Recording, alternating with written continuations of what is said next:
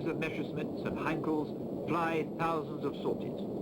Day after day the raids continue, but Malta, which experiences the heaviest concentration of bombing in the war, holds out against all odds.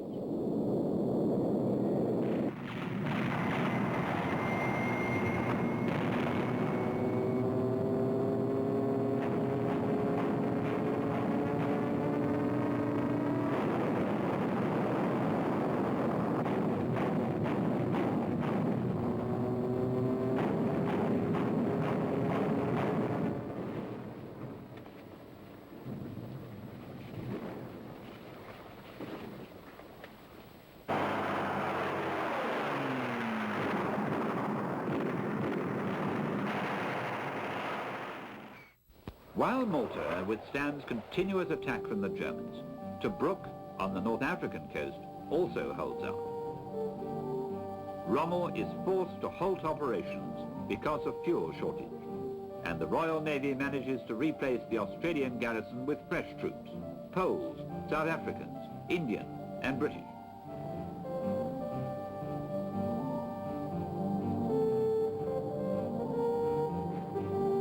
They dig themselves in around the rocky perimeter of the port like so many desert rats.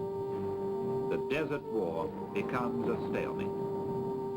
After the disastrous campaigns in Greece and Crete, Churchill pushes General Wavell into an unsuccessful attack against Rommel's Africa Corps, and when he fails, replaces him with General Auchinleck. General David Belsham and Field Marshal Lord Harding remember the situation. General Wavell was what is known as a soldier's soldier, and not somebody who automatically got on well with politicians. Indeed, I think there were occasions upon which he and Mr. Churchill did not see entirely eye to eye.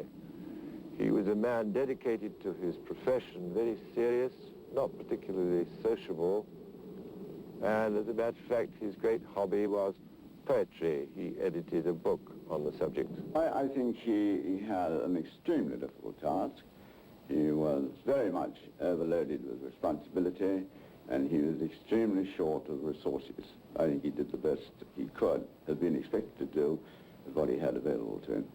General Auchinleck, who succeeded General Wavell, came from the Indian Army.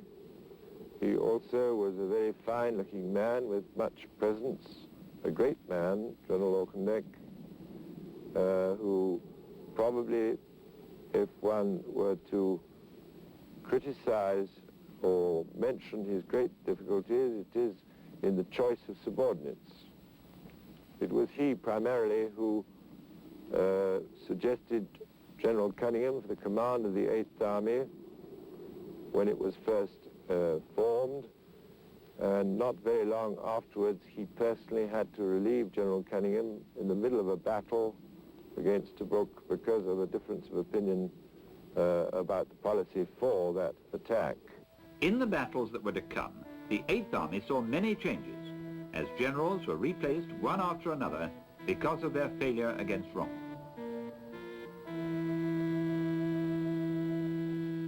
The British Desert Army is now very much an empire force, as it assembles in its ranks the troops of India, South Africa, New Zealand, and Australia.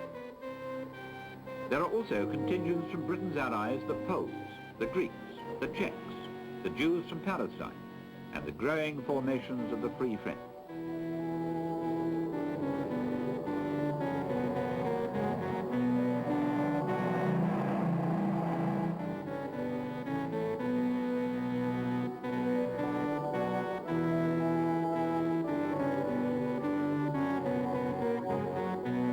Elsewhere, in East Africa, the British forces, aided by the 1st Free French Division, had defeated the Italians in Eritrea and Abyssinia and restored the Emperor Haile Selassie on his throne.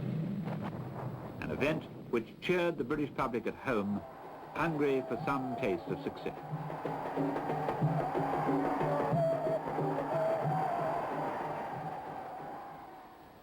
Two years after the defeat of France, the French army in Africa assembles in Egypt.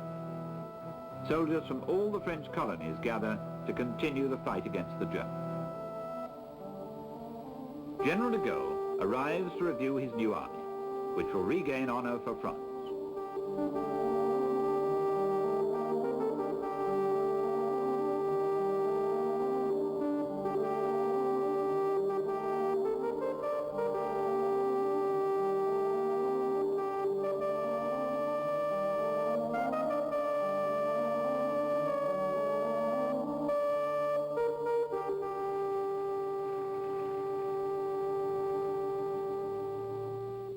More important than men and weapons in the desert campaign was the vital supply of water.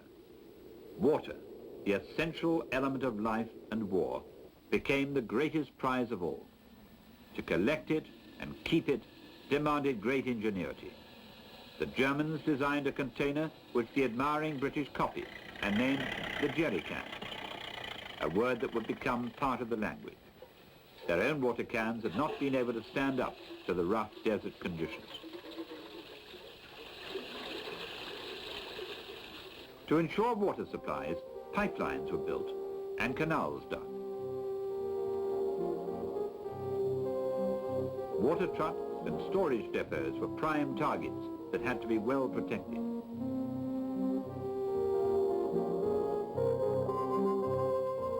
If the desert was empty of water, it had many other dangers hidden beneath its barren surface.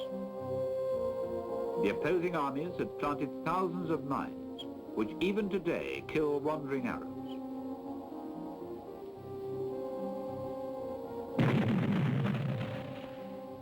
It was the battle in the desert that first saw the use of mine detectors on a large scale. Invented by a Polish engineer, the electronic frying pans, as they were dubbed, did not always work properly, and so the old method of clearing ground by prodding with bayonets was used, a job given to enemy prisoners when they were available. It was thought that those who sow should also reap.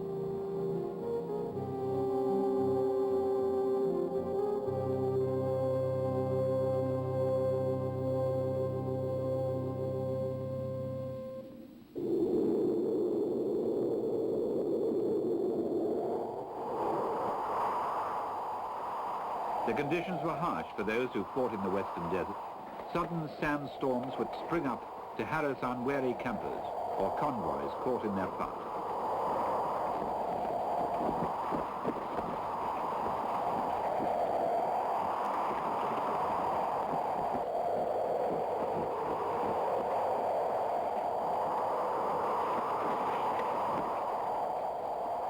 The strong winds moved entire landscapes of sand, covering roads and trails and making it necessary to travel by compass, just as one would navigate the sea. Trucks in convoy had to cling together to avoid being lost in the trackless waste.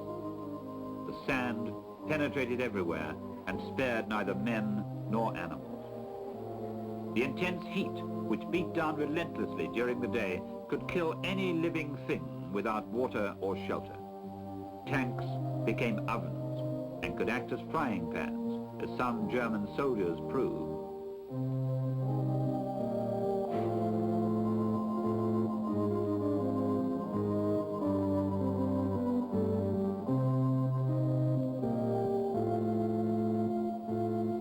Perhaps the greatest scourge suffered by the desert soldier were the masses of flies that appeared whenever the troops gathered for refreshment and food.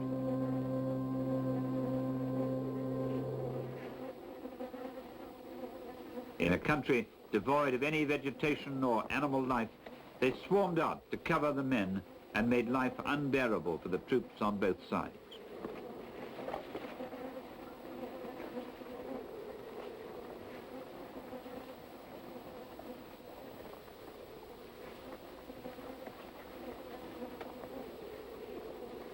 When not protecting themselves from the flies, the soldiers had to watch out for other pests, like scorpions and snakes.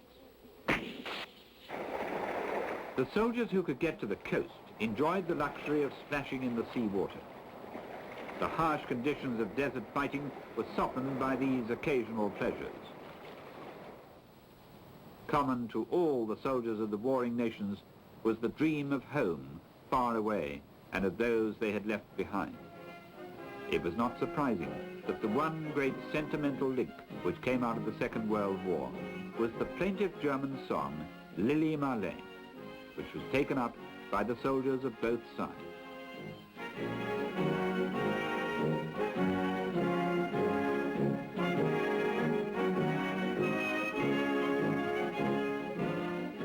The conditions, which were the same for all the fighting men, gave the Desert War a feeling of common dangers shared.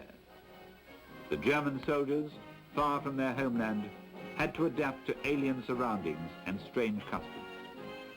The habits of the desert made them akin to the British, and mutual experiences created a mystic brotherhood.